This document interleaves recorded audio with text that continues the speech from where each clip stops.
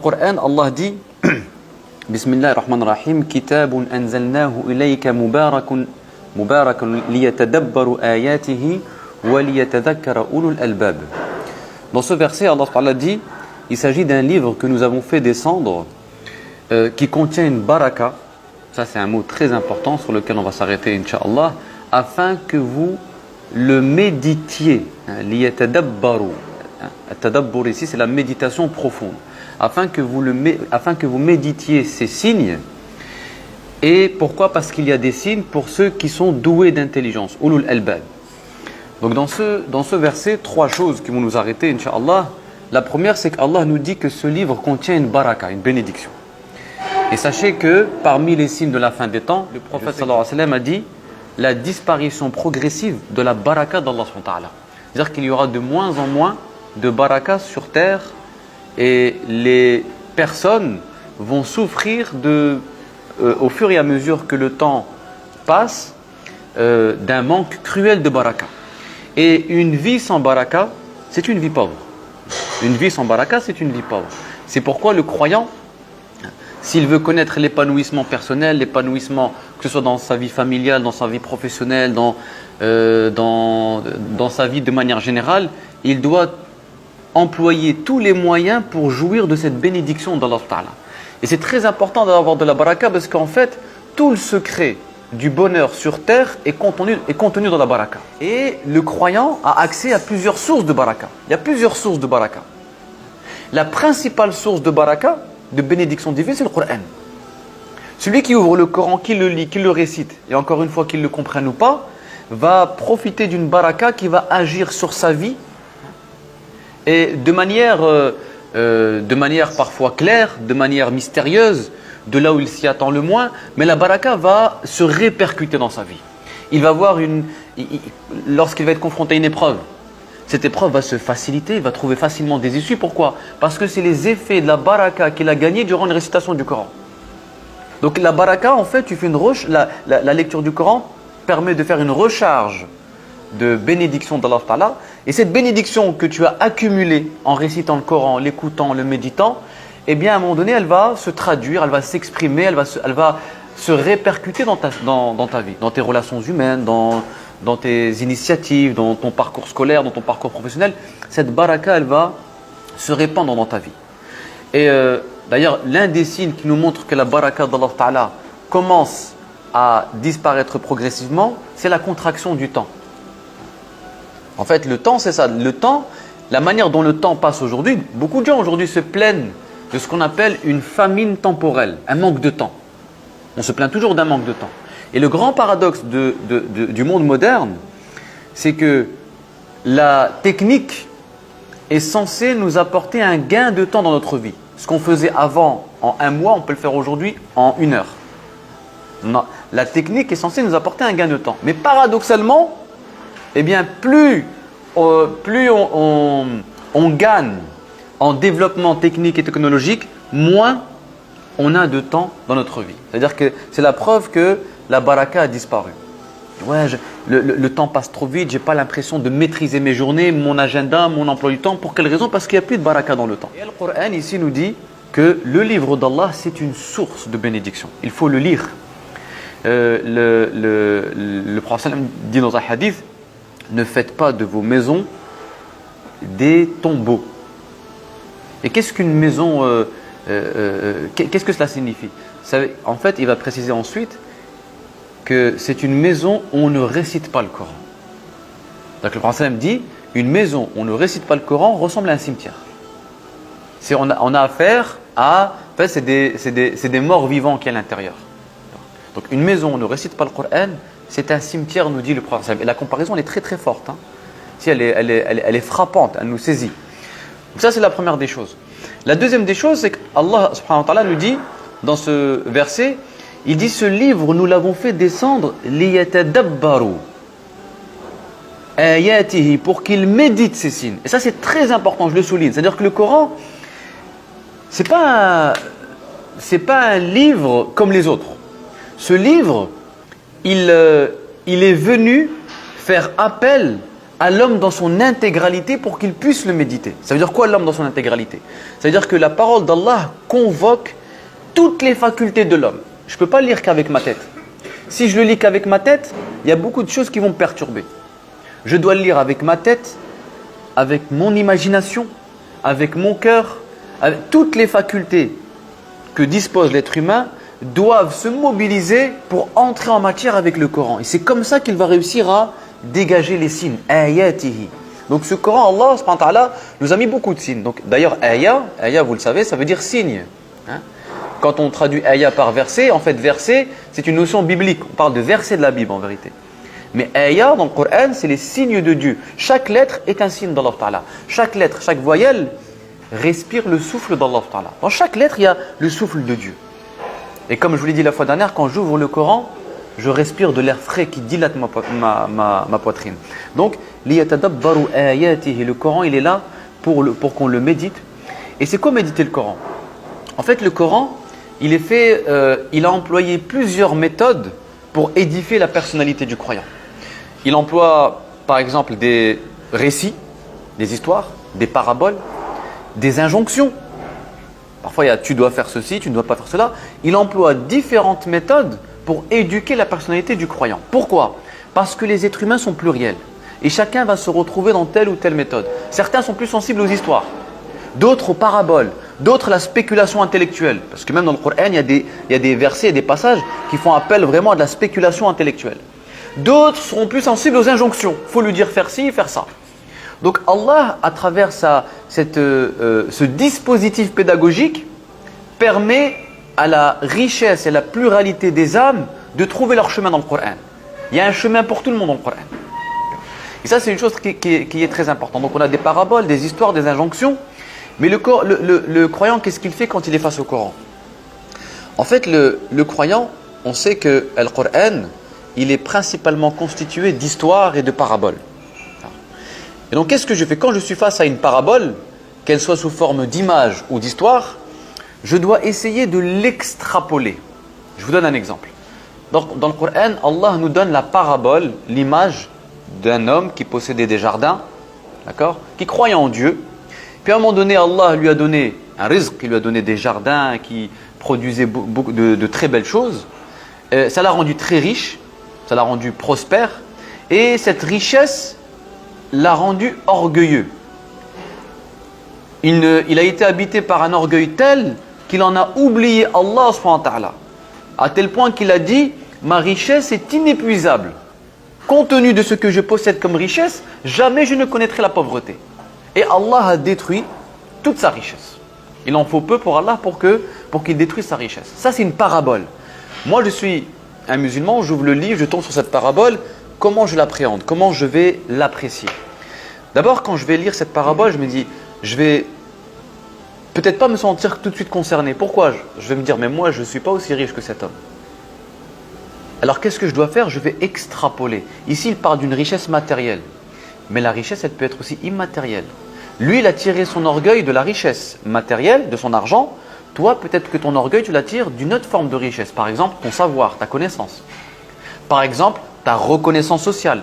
Le fait d'avoir des gens, une certaine célébrité, peut-être que toi, ton orgueil, tu l'attires de là. Donc, j'ai une parabole, je l'extrapole pour que je puisse, moi, me situer. C'est-à-dire, je n'exclus pas la parabole en la réduisant à la lettre. Je dis, moi, je ne suis pas concerné. Tous les versets, chaque verset vous concerne. Il n'y a pas un verset qui ne vous concerne pas. C'est à moi de toujours élargir l'horizon, la perspective. Ensuite, j'essaie de moi me situer par rapport à cette parole et je la mets en application. Ah, lui, il attire de la richesse. Certainement, moi, mon orgueil, je l'attire d'autre chose. Je l'attire d'un pouvoir que je possède, d'un bien que je possède, d'un savoir que je possède. Donc, c'est là que je dois travailler. C'est ça, le Coran vient nous éduquer. En fait, le Coran vient simplement, à travers ses histoires, ses paraboles, raconter la tragédie de l'âme humaine. Il vient raconter ton âme. Le Coran raconte l'âme humaine. Et le Coran, c'est ton miroir et qui reflète toute la perplexité de ton âme. Donc ça, c'est une chose qui est très importante. Donc c'est comme ça qu'on aborde le Coran. Il faut parler le Coran parce que chaque verset contient quelque chose qui me parle. Et qui me parle directement. Et Allah subhanahu wa ta'ala termine par une expression qui est importante, c'est que il y a des signes dans ce Coran, mais pas pour n'importe qui. Pas pour n'importe qui. Il dit Ulul albab. Ulul albab, ce sont ceux qui sont doués d'une intelligence pénétrante. C'est-à-dire quoi doués? Ça veut dire ceux qui sont capables de briser l'écorce pour atteindre le noyau. C'est-à-dire qu'ils ne s'arrêtent pas aux apparences, ils pénètrent les choses, ils vont au fond des choses. Donc ça appelle une certaine forme d'intelligence.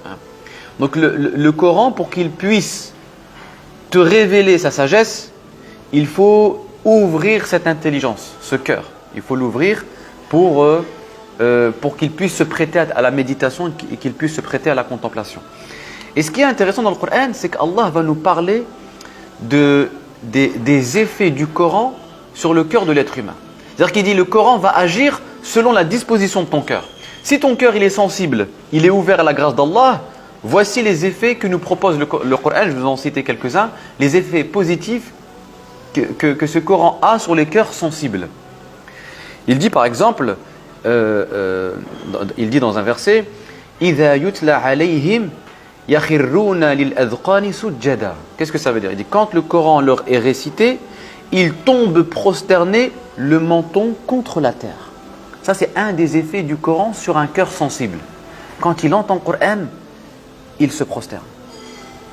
S'il ne se prosterne pas physiquement, il a le cœur qui s'incline, il est touché. En fait, il y a une forme d'humilité qui le prend. Il y a une forme de servitude intérieure qui le prend. Et tout de suite, il y a, voilà, ça le prend de l'intérieur. Ça, c'est un des effets du Coran. Un autre effet du Coran, Allah subhanahu wa ta'ala dit dans le Coran, وَإِذَا سَمِعُوا مَا أُنزِلَ إِلَى الرَّسُولِ تَرَى أَعْيُنَهُمْ تَفِيضُ مِنَ الدَّمْعِ. C'est-à-dire, quand le Coran leur est récité, quand ce Coran que nous avons révélé au prophète sallallahu alayhi wa sallam, au messager, eh bien tu vois leurs yeux fondre en larmes. Un des effets du Coran sur le cœur sensible, c'est-à-dire que ses yeux fondent en larmes. Et ça, c'est les effets positifs. Mais Allah va même nous parler des effets négatifs, pas des effets négatifs, de l'insensibilité de celui qui a le cœur fermé, verrouillé. Et souvenez-vous, je vous ai dit hier que Allah nous parle de ceux qui ont le cœur verrouillé. Par exemple, quand il dit Kalla bal rana ala qulubihim. C'est quoi rayn? C'est quoi? C'est la rouille. Là, Allah nous parle de ce voile de poussière, de cette rouille qui est déposée dans le cœur de ces gens-là. C'est-à-dire que leur cœur est rouillé. Il y a un voile de poussière très épais qui est venu se poser sur le cœur et qui empêche toute perception spirituelle. C'est-à-dire qui rend le cœur opaque à la lumière d'Allah subhanahu wa ta'ala. Allah parle de ces cœurs verrouillés. C'est-à-dire il y a de la rouille, il y a un voile de poussière qui s'est posé d'une épaisseur telle que ce cœur devient insensible aux vérités spirituelles que contient le Coran. Et là, il va donner des comparaisons assez impressionnantes. Donc, il va parler déjà de la dureté du cœur. Il dit par exemple, فَقَسَتْ قُلُوبُهُمْ فَقَسَتْ قُلُوبُهُمْ. Leurs cœurs sont endurcis par de la dureté de la pierre, du cœur. Dans un autre verset, il va dire ثُمَّ قَسَتْ قُلُوبُكُمْ مِنْ بَعْدِ ذَلِكَ فَهِيَ كَالْحِجَارَةِ. C'est-à-dire que là, il compare les cœurs aux pierres. Vous imaginez la comparaison, elle est frappante. Il faut toujours s'arrêter sur les comparaisons coraniques. Et qu'est-ce qu'il dit ici? Il dit, il se peut même que le cœur soit plus dur que la pierre. Et il continue en disant, parce que même de la pierre jaillit des sources d'eau. C'est-à-dire que même la pierre donne des sources d'eau. Cette pierre est beaucoup plus sensible que le cœur de certains êtres humains. Ça, c'est une des paraboles qu'il donne. Et parfois, Allah compare ces gens-là à l'âne ou au chien. Regardez les comparaisons qu'il donne. Parfois, il compare à l'âne, par exemple, quand il dit بِئْثَ مَثَلُ الَّذِينَ حُمِّلُوا التَّوْرَاةَ ثُمَّ لَمْ يَحْمِلُوهَا كَمَثَلِ الْحِمَارِ. كَمَثَلِ الْحِمَارِ. Il dit là, dans ce verset, en fait, il parle des gens du livre, hein, il les compare à l'âne qui porte des livres sur son dos. C'est-à-dire qu'ils ont stocké plein de connaissances, mais sans que ces connaissances n'aient d'effet sur eux-mêmes. Ça, c'est le le Coran qui donne cette comparaison. Donc là, on voit d'un côté Allah nous parler des effets positifs sur le cœur sensible, et il nous parle de ceux qui ont le cœur dur, qu'il compare à la pierre et qu'il compare à l'âne. On a deux tableaux, deux portraits qui sont dessinés ici dans le Coran, à travers les versets du Coran. Et c'est pourquoi quand on a en tête ces images-là, ces deux tableaux, ces deux portraits dans le Coran, eh bien, ils sont là, ce contraste que dessine le Coran permet de bien nous saisir et de nous interroger sur l'état spirituel de notre cœur. Qu'en est-il de mon cœur face au Coran? Est-ce que mon cœur réagit à la parole d'Allah subhanahu wa ta'ala? Ou est-ce qu'il y a un voile encore? Il y a un voile épais qui empêche mon cœur d'être touché par la parole d'Allah subhanahu wa ta'ala. Quand tu récites le Coran, eh bien Allah, en récitant le Coran, en le psalmodiant, en l'écoutant, il va venir recollectionner ton âme et éteindre l'agitation mentale. Toi, tu arrives avec une agitation mentale, je récite le Coran, je le médite, je l'écoute, et là,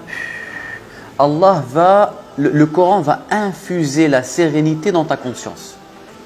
C'est-à-dire que c'est une infusion spirituelle. C'est-à-dire que quand tu lis le Coran, c'est une infusion spirituelle qui s'opère dans ta conscience. Il éteint l'agitation mentale. Et tu ressors de là léger. Et le cœur déverrouillé. Tu ressors de là le cœur déverrouillé et plein de baraka. Et aussi, pourquoi Allah subhanahu wa ta'ala dans le Coran change en permanence de sujet. Tu vois, il part d'une histoire, après il part d'une chose qui n'a rien à voir avec l'histoire, et puis il revient à notre histoire. C'est parce que c'est pour éviter la lassitude de l'âme. Il sait que l'être humain il est très limité en matière de concentration. Donc il alterne. Hop, une petite histoire, dès que tu sens la lassitude, il passe à autre chose.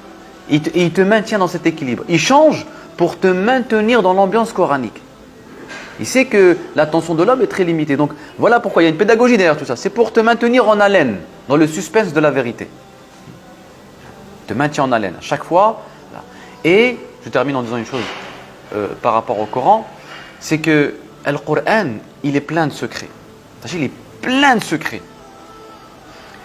Mais il révèle ses secrets uniquement à celui qui est parvenu à entrer en intimité avec lui.